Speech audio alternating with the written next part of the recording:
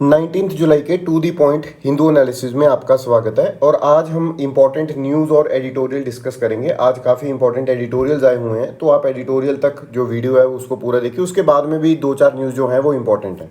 देखिए, जो आज पहली न्यूज़ है वो है रिगार्डिंग जो हमने कल पूरा डिटेल में एक टॉपिक किया था, जिसको प्रेसिडेंट इलेक्शन के बारे में नहीं पता, आप हमारी कल की वीडियो देख सकते हैं। उसकी पहली न्यूज़ है। अगर आप प्रेसिडेंट इलेक्शन के बारे में कुछ भी पता करना चाहते हैं, वहाँ पे आपको पता चलेगा और एक क्वेश्चन भी मिलेगा। आज क्वेश्चन मैं डालना भूल चुका हूँ, अब वीडियो स्टार्ट हो चुकी है, तो उसको मैं कल डाल दूंगा या फिर कमेंट सेक्शन में आपको क्वेश्चन मिल जाएगा। देखिए, सबसे पहली चीज़ यहाँ पे बोला गया कि जो 99% पोलिंग है वो हुई है जब ये प्रेसिडेंट की इलेक्शन हो रही थी। तो यहाँ पे लेकिन ये देखने को मिला कि जो ओपोजिशन मेंबर्स थे, उन्होंने कई मेंबर्स ने एनडीए के जो द्रौपदी मुर्मू जी हैं उनके लिए वोट डाला है। ठीक है, तो ये यहाँ पे देखने को मिला है। अब देखते हैं कि क्या रिजल्ट इसका क्या निकलता है। ठीक है, वैसे तो ऑलमोस्ट पता ही है, लेकिन फिर भी देखते कितनी वोट्स किसको पड़ती है और क्या चीज़ होती है। तो ये हमारी पहली न्यूज़ थी। सेकंड जो न्यूज़ है वो है regarding second monkey pox case in Kerala. देखिए, इसके बारे में कल भी मैंने आपको बताया था, हमने 3-4 बार इसको डिस्कस किया है। और आपने मंकी पॉक्स का, अगर मंकी पॉक्स के बारे में जानना है, आपने पुरानी वीडियो देखनी है।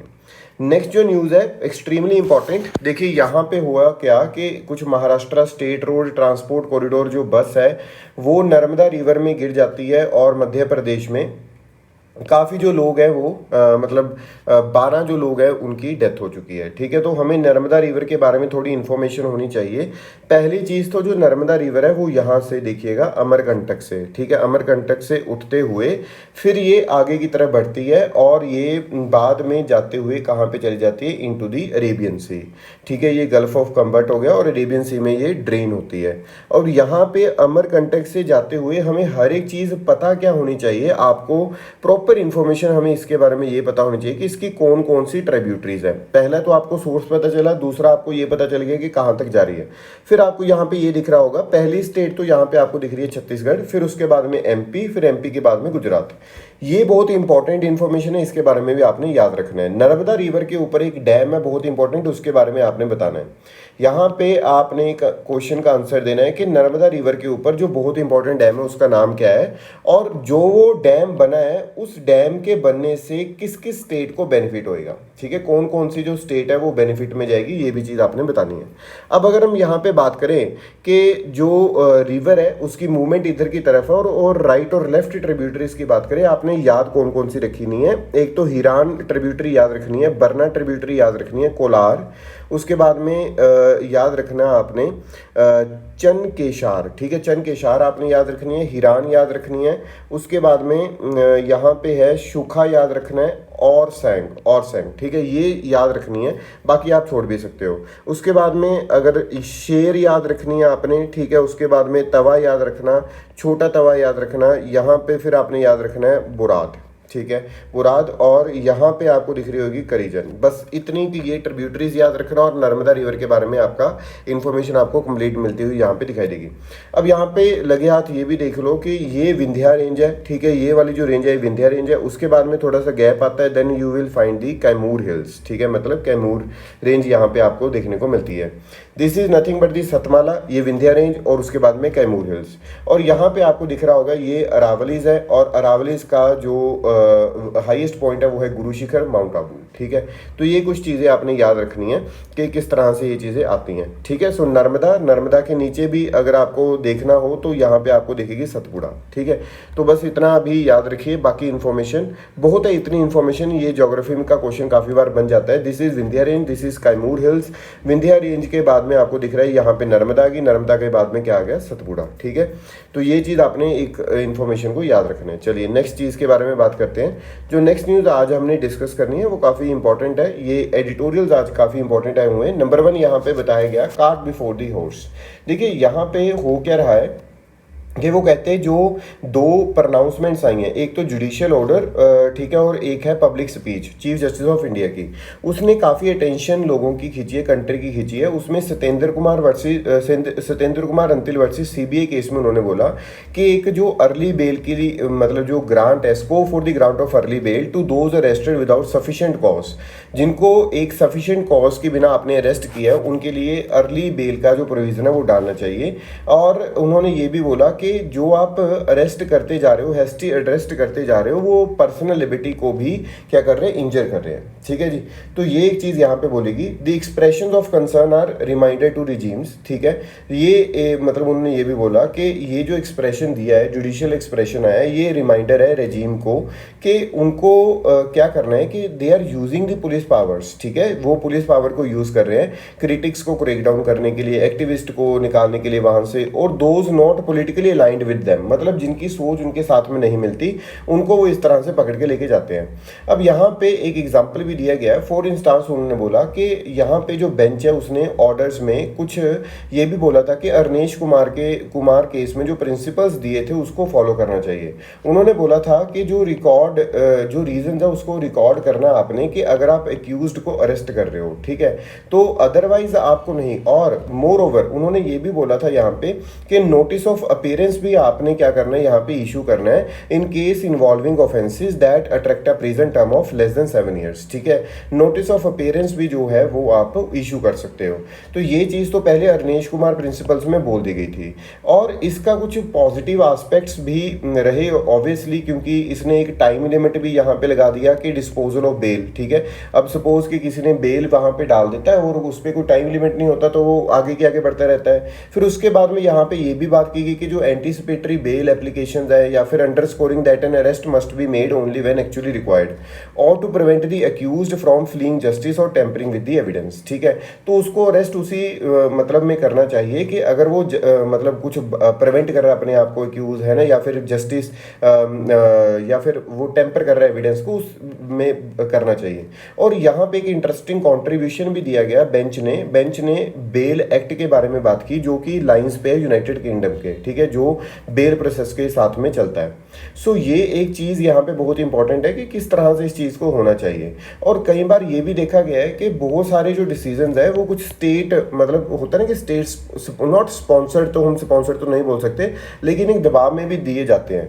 तो वो जो बेल वाला प्रोसेस है वो उसको ईजी करना चाहिए ताकि लोगों को बेल मिल पाए और वो जो अपनी आवाज़ है वो बुलंद कर पाए। अदरवाइज क्या होगा कि अगर आपका पॉलिटिकल आइडियोलॉजी किसी से नहीं मिल रही, सपोज कि आपकी पॉलिटिकल आइडियोलॉजी एक प्रेजेंट गवर्नमेंट से नहीं मिल रही, तो आपको वो क्या करवा सकते हैं, बिकॉज लॉ एंड ऑर्डर जो है वो उनके हाथ में है, तो वो आपको किसी भी ना किसी तरीके से अरेस्ट करवा सकते हैं। और जो बेल का प्रोसेस है वो बहुत लेट है, उसकी वजह से बहुत टाइम लग जाता है। So more than the law the police must first put an end to practice of reflexibility, arresting first and then fishing for a possible offence. मतलब एक चीज़ जो बुरी, जो सबसे ज़्यादा है कि जो पुलिस है पहले तो उसको एक प्रैक्टिस पे एंड लगाना चाहिए। वो क्या करती है, रिफ्लेक्सिबिलिटी दिखाती है ना, रिफ्लेक्सिबिलिटी दिखाती है। वो क्या करती है, पहले अरेस्ट कर लेती है, फिर देखती है कि यार ऑफेंस हुआ क्या था। तो ये जो चीज़ है वो बेकार है। पहले ऑफेंस देखो आप, अगर आपको ऑफेंस दिख रहा है तो आप इस चीज़ को लेकर जाओ। अब नंबर 2 जो चीज़ है वो भी GS2 से रिलेटेड है, ऊपर वाला टॉपिक भी GS2 से रिलेटेड था। यहाँ पे प्राइम मिनिस्टर नरेंद्र मोदी ने पिछले दिनों कुछ वीडियोस आपने भी देखी होंगी कि किस तरह से वायरल हो रही थी। उसमें उन्होंने बोला कि जैसे हम यहाँ पे अगर बात करते हैं तो क्या क्या चीज़ें यहाँ पे उन्होंने बोली।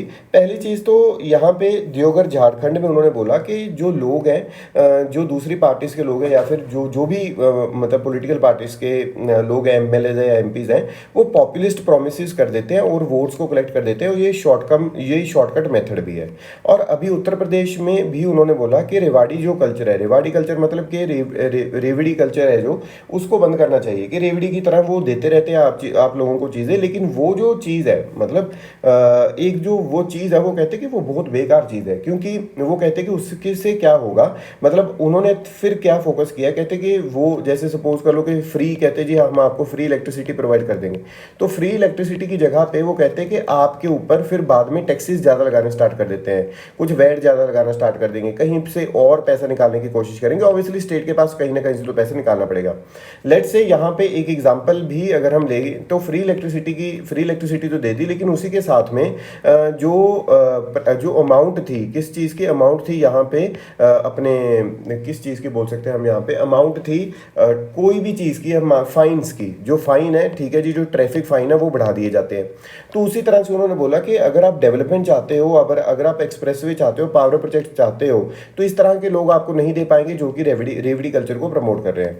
तो providing gas, toilet, houses in backward areas, ये ट्रू सोशल जस्टिस है, वो नहीं दे प्रोवाइड कर पाएंगे। लेकिन यहाँ पे इस चीज़ के बाद में ये भी बोला गया कि इस चीज़ का रीज़न क्या है रेवड़ी कल्चर का, अगर आप लोग ही एक अच्छे वे से ओवरऑल इकोनॉमिक ग्रोथ के साथ में जॉब क्रिएशन को करोगे, एक बहुत बढ़िया वे से उसको आगे बढ़ाओगे, तो वो कहते कुछ प्रॉब्लम नहीं आएगी। मोर ओवर यहाँ पे ये भी बोला गया कि जो हर एक बंदा वनरेबल यहाँ पे महसूस कर रहा है, क्योंकि इनइक्वालिटी हमारी कंट्री में बहुत ज़्यादा है। तो इनइक्वालिटी अगर कम रहेगी तो रेवड़ी कल्चर भी वो कम अपने आप ऑटोमेटिकली होना स्टार्ट हो जाएगा, आपको किसी चीज़ को बोल के बताना नहीं पड़ेगा। यहाँ पे ये भी चीज़ बोली गई कि जो वाइट कॉलर वर्कर्स से लेकर फार्मर्स तक हर एक बंदा जो है वो परेशान है, जिसकी वजह से वो जो चीज़ें अगर कोई प्रोवाइड करता है तो लोग वोट डाल देते हैं। ठीक है जी।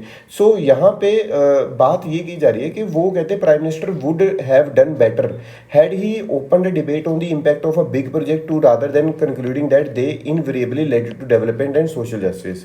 मतलब वो कहते हैं डिबेट ये होनी चाहिए थी कि अगर कोई बड़ा प्रोजेक्ट लगता है तो उस पर जो इफेक्ट है वो होता क्या है, मतलब उस चीज़ का बेनिफिट क्या होता है, रादर देन कि यार आप नई चीज़ें यहाँ वहाँ पे बोल रहे हो कि यार ये नहीं होना चाहिए, वो नहीं होना चाहिए। तो दूसरों पे सवाल उठाने से पहले अपने आप को वो ठीक करने वाली यहाँ पे बात की जा रही है। तो यहाँ पे ये बोला गया कि हमारी कंट्री में बहुत ज़्यादा इनक्वालिटी है, उस चीज़ को लेकर भी यहाँ पे बात की गई। मोर ओवर यहाँ पे ये भी बात की गई कि फ्री एजुकेशन हो गया या फिर फ्री हेल्थ होगी, ये काम भी स्टेट का ही है। तो स्टेट अगर ये चीज़ें फ्री में दे रही है और बाद में अपना नाम करवा रही है तो वो कुछ बुरी बात नहीं है। ठीक है, तो ये चीज़ यहाँ पे बोली जा रही है। तो आज का तीसरा जो एडिटोरियल हमने जो थर्ड मतलब जो चीज़ हमने यहाँ पे पढ़नी है एडिटोरियल वाले पेज में, वो है sharing power with the next generation. बहुत अच्छा एडिटोरियल है, इसके बारे में मैं आपको थोड़ा सा बता देता हूँ। पहले देखिए यहाँ पे उन्होंने बोला कि एक तो उन्होंने बोला यंग जनरेशन के बारे में और जो प्रेजेंट जनरेशन है उसके बारे में। उन्होंने बोला कि जो प्रेजेंट जनरेशन है उसको अपने ग्रैंड चिल्ड्रन को कुछ चीज़ें देनी चाहिए। तो उसके बाद में उन्होंने दोनों चीज़ों को, यंग जनरेशन और ये जो प्रेजेंट जनरेशन है, इनको रिलेट कर दिया, ये डेवलपिंग कंट्रीज है और ये डेवलप्ड कंट्रीज है। ठीक है, अंत में जाते हुए आपको नजर आएगा। बहुत अच्छा एडिटोरियल है, इसको कंप्लीट देखना है आपने बहुत अच्छे वे से। देखिए सबसे पहले उन्होंने बताया कि जब डिस्ट्रक्शन होती है 20वीं सेंचुरी में, 2 बॉम्ब गिराए जाते हैं सिविलियंस के ऊपर, है ना, हिरोशिमा और नागासाका वाली जो चीज़ थी, जो विक्टर से उन्होंने ही खुद ही बोला कि इस तरह का दोबारा से नहीं होना चाहिए कोई भी चीज़। सो एक नए ब्रीड के ग्लोबल इंस्टीट्यूशंस बनने स्टार्ट हो गए, जिन्होंने प्रोलिफरेशन ऑफ वेपन्स को प्रिवेंट करना स्टार्ट किया, मास डिस्ट्रक्शन वाले वेपन्स को प्रिवेंट करना स्टार्ट किया, और उन्होंने रीबिल्ड करना स्टार्ट किया शेटेड इकोनॉमीज को और मेंटेन किया ग्लोबल पीस को। यहाँ पे उन्होंने ये चीज़ें बोलनी स्टार्ट कर दी और इसी वजह से यहाँ पे कुछ चीज़ें बनी, जैसे कि यूनाइटेड नेशंस बना। ठीक है, फिर उसके बाद में जिसका हेडक्वार्टर न्यूयॉर्क में है, फिर ब्रिटेन वुड्स इंस्टीट्यूशन बने लाइक वर्ल्ड बैंक और IMF, जिसका हेडक्वार्टर वॉशिंगटन DC में, आपको पता है इस चीज़ का। सो ये जो पावर इन दीज इंस्टीट्यूशंस ये जो थी वो किसके पास रही, ये एक बहुत बड़ा सवाल है यहाँ पे कि आपने बोल दिया कि यार ये जो इंस्टीट्यूशन है ये प्रिवेंट करेंगे, ये जो इंस्टीट्यूशन है ये करेंगे वो करेंगे। ठीक है, वो सारी चीज़ें मानने लायक है और ये करना भी चाहिए, लेकिन ये जो चीज़ है जो ये इंस्टीट्यूशंस बनाएगी उसमें भी जो पावर है वो विक्टर्स के पास ही रही। सो अगर चाहे हम UN सिक्योरिटी काउंसिल की बात करें, चाहे हम वर्ल्ड बैंक की बात करें, IMF की बात करें, उसमें यूनाइटेड स्टेट्स और यूरोप है। वर्ल्ड बैंक और IMF में यूनाइटेड नेशन सिक्योरिटी काउंसिल में आपको पता है कुछ 5 कंट्रीज हैं। और अगर हम यहाँ पे बात करते हैं जो UN जनरल असेंबली है वो तो थियोरेटिकली डेमोक्रेटिक है, लेकिन जो रियल पावर है गन्स और मनी की वो किसके पास में, सिक्योरिटी काउंसिल और Washington institutions. I mean to say United Nation Security Council और वाशिंगटन इंस्टीट्यूशन मतलब IMF और वर्ल्ड बैंक। राइट, अब यहाँ पे एक फ्रेश कॉन्सेप्ट निकल के क्या आ रहा है, जो पावर स्ट्रगल है has heated in and around Ukraine. ठीक है, और camouflaged as an ideological war between democracies and dictators. यहाँ पे अगर हम बात करें इंस्टीट्यूशंस जो हैं ग्लोबल गवर्नेंस के, वो पीस को एस्टेब्लिश करने के लिए तो फेल ही रहे हैं, है ना, काफ़ी टाइम से हम यही चीज़ देख रहे हैं। सो यहाँ पे एक इंटरजेनरेशनल जस्टिस की बात की जा रही है और जनरेशनल जस्टिस में उन्होंने यही बोला कि एक क्वेश्चन है कि क्या हम अपने ग्रैंड चिल्ड्रन को ये चीज़ें प्रोवाइड कर पाएंगे, मतलब ओल्डर। लेकिन उन्होंने एक चीज़ यहाँ पे बोली, older generation listening to younger generation, जो ओल्डर जनरेशन है वो सुन रही है यंगर जनरेशन को rather than younger generation following their elders. ये एक सिविलाइजेशन शिफ्ट है। और उन्होंने बोला कि जो एल्डर्स है listening to youth will not be enough. Youth को खुद सोचना चाहिए हमें किस तरह की चीज़ चाहिए और हमें किस इन्वायरमेंट में आगे रहना है। ठीक है, वो कहते हैं कि हम तो प्रोवाइड कर देंगे, लेकिन यूथ को भी आज की डेट में सोचना चाहिए कि उनको भी एक मौका मिलना मिलना चाहिए, उनको भी जो विचार है वो हर एक बंदे के साथ में अलाइन करने चाहिए कि हमें किस तरह का मौका मिलना चाहिए और क्या क्या चीज़ें हमें करनी चाहिए। सो यहाँ पे जो प्रॉब्लम हमें क्या देखने को मिलती है, problem is that if youth apply the same old ways which are being taught in the universities, तो वो तो फिर जो प्रॉब्लम्स है वो और भी वर्स होती हमें दिखाई देंगी। टाइम इज रनिंग आउट का मतलब क्या है, यहाँ पे कोई भी चीज़ है हम स्टेम से उसको कंट्रोल कर रहे हैं, like science, technology, engineering and math. ठीक है, तो ये जो एजुकेशन है ये हम इससे एक्सट्रैक्ट करते हैं रिसोर्सेज को। अब रिसोर्सेज को एक्सट्रैक्ट करके हम उसको हार्म करते हैं और उसी हार्म को कंप्लीट करने के लिए फिर और टेक्नोलॉजिकल अप्रोचेस यूज़ कर रहे हैं। लेकिन आज की डेट में टाइम जो है वो कम रह गया है, जो क्लाइमेट है वो बहुत ज़्यादा हीट हो रहा है, ठीक है जी, और जो लोग हैं उनमें भी उतनी ज़्यादा पेशेंस नहीं है। तो हमें अब क्या करना पड़ेगा, इन कॉम्प्लेक्स प्रॉब्लम्स को एक अच्छे वे से यहाँ से निकालना पड़ेगा। दो यहाँ पे चीज़ें, एक तो आउटसाइड इन है और एक जो है टॉप डाउन है। जो इंजीनियर्स हैं वो कहते हैं कि वो क्या करते हैं कि वो मतलब within the system they can pull to improve efficiency and increase output, ठीक है। लेकिन जो सोशियोलॉजिकल इकोसिस्टम है वो कुछ और तरह से काम करता है, जो थिंकर्स हैं कुछ और तरह से काम करते हैं। उनको रॉकेट्स पे बैठ के कहीं पे और प्लेनेट पे जाने की जरूरत नहीं है कुछ यहाँ का इंप्रूव करने के लिए। या फिर जो साइंटिस्ट है वो क्या कर रहे हैं, यहाँ पे पहले तो कुछ इस तरह की टेक्नोलॉजी यहाँ पे क्रिएट हो रही है कि जो कि इस प्लेनेट को खराब कर रही है और फिर वो रॉकेट बना रहे हैं कि किसी और प्लेनेट पे जाएंगे हम अच्छे से। तो ये जो अप्रोच है वो कहते हैं थोड़ी सी हमें गलत दिखाई दे रही है। अगर हम इसी प्लेनेट को एक अच्छे वे से इसकी जो प्रॉब्लम है उसको सॉल्व कर पाए वो सबसे बढ़िया चीज़ रहेगी। So problem is this is the wrong approach for solving complex global problem, जो अभी हमने बात किया। सो अभी ये जो प्रॉब्लम सॉल्व करने का, कॉम्प्लेक्स प्रॉब्लम सॉल्व करने का रॉन्ग मतलब रॉन्ग अप्रोच है क्या। देखिए आप क्या करते हो, एक पॉलिसी बना देते हो और वो पॉलिसी सबके लिए सेम रहती है, पूरे वर्ल्ड के लिए, है ना, अगर हम यूएन की बात करें या फिर किसी और ऑर्गेनाइजेशन की बात करें। लेकिन ऐसा नहीं है, हर एक बंदे की जो प्रॉब्लम है वो डिफरेंट है, हर एक रीजन की जो प्रॉब्लम है वो डिफरेंट है। तो वन साइज फिट सोल्यूशन तो वो कभी भी काम नहीं करेगा। यहाँ पे देखिए since standard one size solutions cannot fit at all, and not only do their solutions not work well, but trust also break down between the leaders on the top of large international organization and people on the ground। तो ये जो एक चीज़ है यहाँ पे एक problem create करेगी। और यहाँ पे अगर हम बात करते हैं G7 की, देखिए पहले G8 होता था, G8 में से हमने रशिया को निकाल दिया तो G7 बन गया। अब फिर G7 को हमने क्या किया, एक्सपेंड कर दिया, G20 बना दिया। अब G20 भी अच्छे से काम नहीं कर रहा क्योंकि G7 चाहता है कि रशिया को इससे बाहर निकालो। तो ये जो कुछ चीज़ें हैं इसकी वजह से जो प्रॉब्लम है वो ज़्यादा क्रिएट हो रही है। और यहाँ पे उन्होंने बोला कि यार अब G7 थोड़ी ना सब कुछ करता रहेगा। अब ये जो चीज़ है, मतलब अब यहाँ पे समझिएगा, जो प्रेजेंट जनरेशन है या फिर जो ओल्डर जनरेशन है उसको ये जो चीज़ है वो यंगर जनरेशन को पास कर देनी चाहिए। G20 को पास कर दो, SCO को पास कर दो, या फिर और बहुत चीज़ें हैं जहाँ पे उनको पास ऑन कर देनी चाहिए। और लास्टली यहाँ पे बोला गया जो UN सस्टेनेबल डेवलपमेंट गोल्स हैं वो लिस्ट करते हैं 17 कॉम्प्लेक्स ग्लोबल प्रॉब्लम्स, और वो अपीयर होती हैं different forms everywhere in the world. Centrally managed organisations can not solve such problems. जो सेंट्रली मैनेज्ड ऑर्गेनाइजेशंस है वो सॉल्व इस तरह की प्रॉब्लम्स को सॉल्व नहीं कर सकती। और local system solutions cooperatively implemented within their communities by old and young person together are the way to solve this global systematic problems, right. तो ये जो चीज़ है सिस्टमेटिक ढंग से एक अच्छे वे से हर एक बंदे को अप्रोच से, एक अच्छी अप्रोच से सॉल्व करनी पड़ेंगी, अदरवाइज सॉल्व नहीं होंगी। नेक्स्ट चीज़ की हम बात करते हैं, इंडियाज क्लाइमेट इम्पेरेटिव, बहुत इंपॉर्टेंट चीज़ है, यहाँ पे बात करते हैं। देखिए सबसे पहली चीज़ यहाँ पे ये बोली गई है कि एब्सेंस है कोविड-19 की, लेकिन क्लाइमेट चेंज है वो जो डिजास्टर हो रहे हैं हमारी कंट्री में वो एक सबसे बड़ा रेड अलर्ट है। अभी आपने, अगर हम हिमाचल प्रदेश की बात करें तो मानसून में हमने मैक्सिमम क्लाउड बर्स्ट यहाँ पे देखने को हमें मिल रहे हैं। और इसमें उन्होंने बताया जो हीट वेव्स है उन्होंने राजस्थान, यूपी, गुजरात, न्यू दिल्ली में बहुत ज़्यादा जो चीज़ें हैं वो ख़राब की। मोर ओवर यहाँ पे उन्होंने बताया कि जो टोरेंटियल डाउनपोर्स है साउथ इंडिया में 2021 में उन्होंने प्रॉब्लम क्रिएट किया, सुपर साइक्लोन अम्फान हो गया, है ना। तो ये जो सारी चीज़ें मैन मेड क्लाइमेट चेंज का पार्ट है। अगर हम यहाँ पे बात करते हैं जो टेम्परेचर है इंडियन ओशन के ऊपर वो राइज हुआ 1 डिग्री सेल्सियस सिंस 1950s, और यही एक्सट्रीम वेदर इवेंट्स का मतलब एक हम कारण मान सकते हैं जिसकी वजह से एक्सट्रीम वेदर इवेंट्स हमें हमारी कंट्री में दिखाई दे रहे हैं। जो हीट वेव्स है उन्होंने कम से कम 1970 से आज तक 17,000 लोगों की जो है जान ले ली है। लेबर है जो उसने अपने जो 1.6 लाख करोड़ की जो लेबर है हमने वो लूज़ की है, मतलब आई मीन टू से लेबर आर्ट्स, ठीक है, क्योंकि ग्लोबल वार्मिंग बहुत इंक्रीज हो गई है। और अगर ये और 2 डिग्री सेल्सियस तक, वेरी सॉरी यहाँ पे ये लिखा हुआ है कि अगर ये 2 डिग्री सेल्सियस तक इंक्रीज हो जाता है तो 1.6 लाख करोड़ की जो एनुअली मतलब लेबर है बहुत ज़्यादा वो क्या हो जाएगी, खत्म होती दिखाई देगी, क्योंकि गर्मी में कम जो काम की एफिशिएंसी वो कम हो जाती है। मोर ओवर इसमें भी जो इंडिया वो हार्डेस्ट हिट रहेगा। यहाँ पे एक चीज़ और जो बोलेगी, India needs a 2 part approach. पहली क्या थी, बिल्डिंग रेजिलियंस, एक रेजिलियंस क्रिएट करना चाहिए, और नंबर 2 क्या करना चाहिए, हमें इन्वायरमेंटल डिस्ट्रक्शन को मिटिगेट करना चाहिए। क्लाइमेट रेजिलियंस से हम समझते क्या है, देखिए हमें अपने आप को रेजिलियंट बनाना पड़ेगा, क्योंकि एक्सट्रीम वेदर इवेंट्स तो आते रहेंगे और बहुत जल्दी हम इन्वायरमेंट को दोबारा से ठीक नहीं कर सकते। फॉर एग्जांपल यहाँ पे हमें जैसे drip irrigation that reduce heavy water usage, insurance schemes लेकर आओ इंडस्ट्री के लिए, कंस्ट्रक्शन के लिए, एग्रीकल्चर वर्कर के लिए।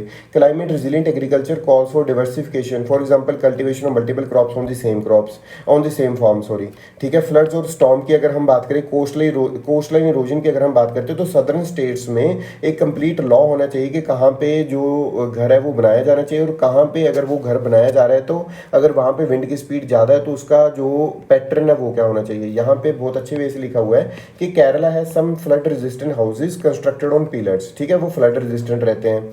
अगर राउंड शेप्ड हाउस आप बनाओगे तो वो क्या रहता है, एरोडायनेमिक ओरिएंटेशन, जो कि स्ट्रेंथ ऑफ विंड्स को रिड्यूस कर देता है। अगर रूफ्स को हम मल्टीपल स्लॉप्स वाले बनाते हैं तो वो मतलब स्ट्रॉन्ग विंड्स में भी वहाँ पे खड़ी रहती हैं। ये सारी चीज़ें हमें यहाँ पे पता होनी चाहिए। और अरेस्टिंग रनवे क्लाइमेट चेंज का मतलब क्या है, यहाँ पे जो क्लाइमेट मिटिगेशन है वो एवरीवेयर इज पेनफुली स्लो, ठीक है, वो स्लो है। जैसे इंडिया ने भी 2070 का टारगेट लिया है नेट जीरो मिशन वाला, लेकिन यहाँ पे इंडिया इज मतलब कौन सी कंट्री, डेवलपिंग कंट्री, लेकिन जो मैनेजमेंट है अगर हम डैम्स की भी करेंगे तो जो लेक आउटबर्स्ट है या फ्लड है उससे भी हम ठीक कर पाएंगे उसको भी। और इंडिया को अपना डिजास्टर मैनेजमेंट के लिए जो शेयर है जीडीपी का वो इंक्रीज करना चाहिए। मतलब अगर आपकी 100 रुपीज़ की जीडीपी है तो आपको उसमें से 2.5 रुपीज़ सिर्फ और सिर्फ डिजास्टर मैनेजमेंट पे क्या करना चाहिए, लगाने चाहिए। बिकॉज डिजास्टर मैनेजमेंट अगर आप अच्छे से नहीं करोगे तो हर एक बार फ्लड आएंगे, स्टॉर्म्स आएंगे, हर एक बार हीट वेव्स आएंगी, हर एक बार चीज़ें होंगी। और असम के हालात आपको पता है, और मोर ओवर अभी आपको देखो क्लाउड बस्ट कितने ज़्यादा हिमाचल में हो रहे हैं, ठीक है। तो ये जो सारी चीज़ें हैं वो आप हेल्प भी ले सकते हो, किसकी, IMF की हेल्प ले लो, वर्ल्ड बैंक की हेल्प ले लो, एशियन डेवलपमेंट की बैंक की हेल्प ले लो। सो ये जो सारी चीज़ें हैं इस चीज़ को इंप्रूव करना चाहिए। मोर ओवर कि एग्रीकल्चर में वेस्ट मैनेजमेंट हो गया, लाइवलीहुड हो गया, इस सारी चीज़ों को स्टेट को अपने आप देखना चाहिए और जो सारी चीज़ें वो कंप्लीट तरीके से करनी चाहिए। For public pressure to drive climate action we need to consider climate catastrophe as largely man made, right. तो ये चीज़ आपने यहाँ पे याद रखनी है। नेक्स्ट चीज़ की बात करते हैं, शंघाई कॉर्पोरेशन ऑर्गेनाइजेशन। देखिए इसके बारे में पहले भी पढ़ा हुआ है हमने, दोबारा से पढ़ते हैं। यहाँ पे देखिए जो SCO है वो एक permanent intergovernmental international organisation है। ये एक Eurasian political economic military organisation है। ये 2001 में क्रिएट हुई थी। जो SCO का चार्टर है ना वो 2002 में साइन हुआ और वो फोर्स में आ गया 2003 में। देखिए जब वो साइन तो पहले होगा लेकिन फोर्स में बाद में क्यों आता है, उसका रीज़न एक ही रहता है। यहाँ पे कुछ कंडीशन लगा दी जाती है कि अगर इतनी कंट्री साइन करेंगी तभी इसको हम फोर्स में लेके आ पाएंगे। सो ये एक स्टैट्यूटरी डॉक्यूमेंट है जो कि आउटलाइन करता है ऑर्गेनाइजेशन के गोल को, प्रिंसिपल्स को, ठीक है। जो SCO की ऑफिशियल लैंग्वेज है वो रशियन और चाइनीज है। अगर हम इसकी जेनेसिस की बात करें, हमने पहले भी बात की, 2001 में ये इसकी क्रिएशन होती है और इसमें कजाकिस्तान, चाइना, किर्गिस्तान, रशिया और ताजिकिस्तान जो है वो मेंबर्स थे, जिसको हम बोलते हैं शंघाई 5। शंघाई 5 है जो वो इमर्ज हुआ from a series of border demarcation demilitarisation talks, ठीक है, which the 4 former Soviet republics held with China to ensure stability along the border. और इसमें अगर हम बात करते हैं 2001 में शंघाई 5 को हमने रीनेम कर दिया, SCO कर दिया, जब उज्बेकिस्तान यहाँ पे आ जाता है।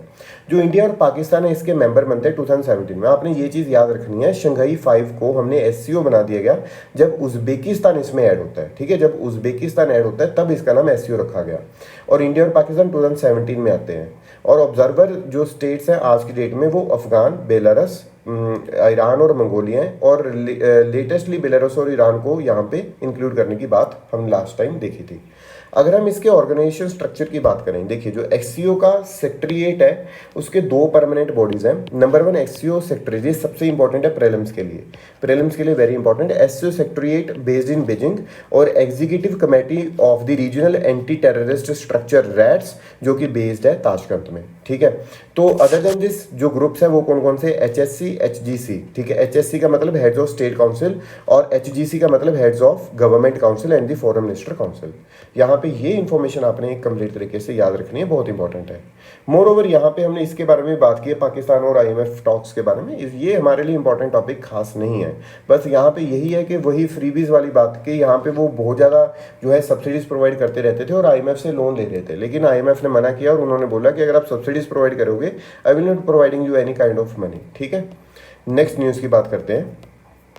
जो नेक्स्ट न्यूज़ आज हमने डिस्कस करनी है वो है मिनॉरिटी स्टेटस को लेकर।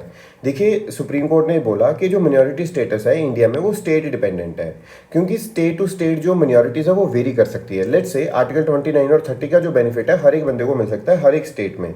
उसका रीज़न क्या है, क्योंकि कई स्टेट्स ऐसी हैं लाइक पंजाब में Hindus are in the minority, तो Hindus will become the minority class यहाँ पे, है ना। तो वो जो सारी चीज़ें यहाँ पे ये बताई गई है, और ये किस पे डिपेंड करता है, स्टेट पे डिपेंड करता है। अगर वो यहाँ पे करना चाहे तो वो कर सकते हैं, अदरवाइज तो फिर इस तरह से तो सारे के सारे जो लोग हैं वो बैठे हैं, ठीक है। नेक्स्ट न्यूज़ की बात करते हैं। जो नेक्स्ट न्यूज़ आज हमने डिस्कस करनी है वो है Ranil declares emergency ahead of vote. ये आपको पता है GS2 से रिलेटेड है, और इसमें हमें क्या देखने को मिलता है, जो श्रीलंका के एक्टिंग प्रेसिडेंट है रनील विक्रमसिंघे, उन्होंने स्टेट ऑफ इमरजेंसी डिक्लेयर किया।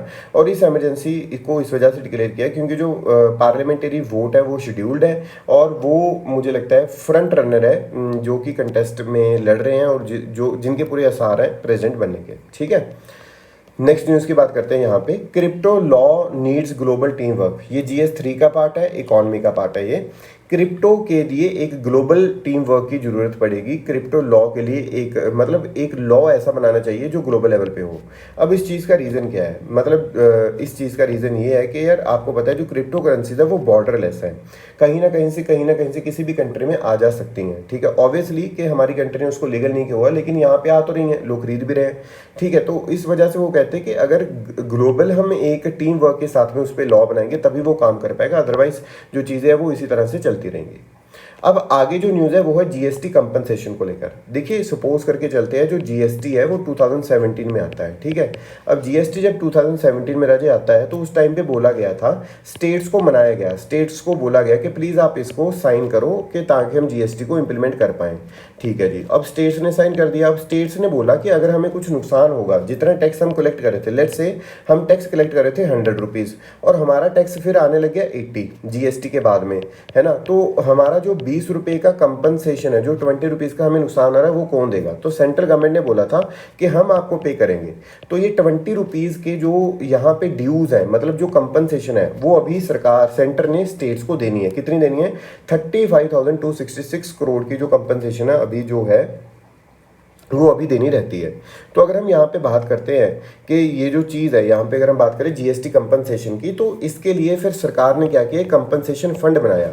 और कंपनसेशन फंड में पैसे कहाँ से आते थे, जितनी भी लग्जरी चीज़ें हैं, जितनी भी इंटॉक्सिकेंट चीज़ें हैं, उन पर ज़्यादा टैक्स लगा के जो भी फंड में पैसे आते हैं उससे हम कंपनसेशन करते हैं, ठीक है।